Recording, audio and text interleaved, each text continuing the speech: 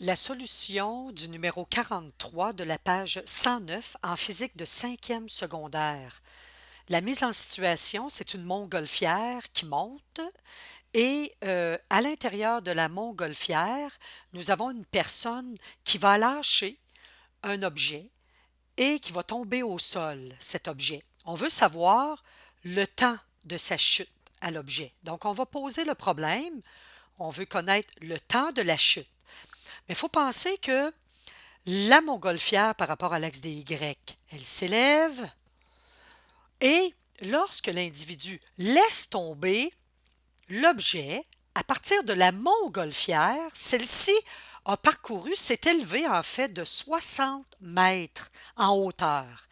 Mais pour la personne qui est dans la montgolfière et qui va laisser tomber l'objet, ça devient une position initiale en Y qui est égale à 60 mètres parce que la montgolfière, avant de laisser tomber l'objet, elle a monté de 60 mètres.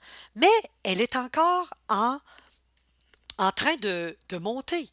Et à ce moment-là, lorsque on arrive à 60 mètres de hauteur, on nous a donné la vitesse. Donc, la montgolfière a une vitesse initiale ou une vitesse V1 qui est, qui est correspondante à 8 mètres par seconde. Alors, lorsque la personne va laisser tomber, ben, en fait, la montgolfière a une vitesse de 8 mètres par seconde, mais lorsque la personne va laisser tomber l'objet, l'objet, il est à cette vitesse initiale de 8 mètres par seconde. Donc, l'objet, il est, par rapport à l'axe des Y, à 60 mètres de hauteur comme position initiale, et comme vitesse initiale, l'objet, il a cette vitesse, puisque la vitesse veut pas, l'objet, il est dans la montgolfière et la montgolfière a une vitesse de 8 mètres par seconde.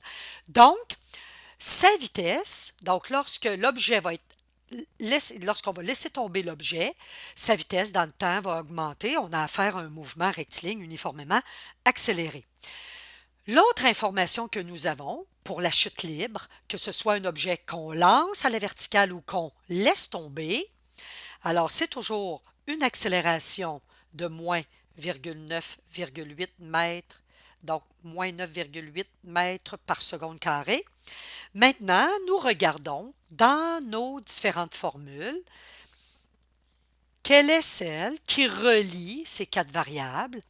Alors, nous retrouvons, donc dans la formule, les Y, les X, sur notre feuille de formule, on va les remplacer par les Y parce que là, nous sommes avec les mouvements de la chute libre. Nous allons utiliser celle-ci dans laquelle on retrouve le delta T. Nous allons pouvoir trouver sa valeur. Nous allons substituer. Alors, la position finale en Y, j'avais oublié de l'inscrire, mais la position finale, l'objet va se retrouver par rapport à l'axe des Y au sol. Donc, sa position finale en Y sera de 0 mètres par seconde. Nous allons substituer. Je vais laisser tomber les unités pour ne pas alourdir. Donc, j'ai le 60 ici pour la position initiale en Y.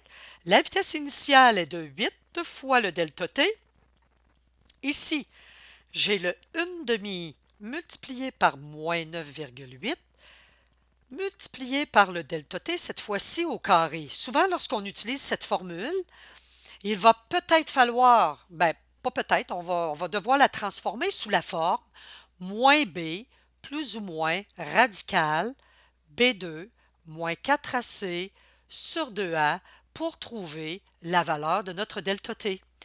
Alors, il faut la rendre faut la rendre, cette équation-là, sous la forme AX2 plus BX plus C égale à 0. Alors, c'est ce que je vais faire. Je vais transformer.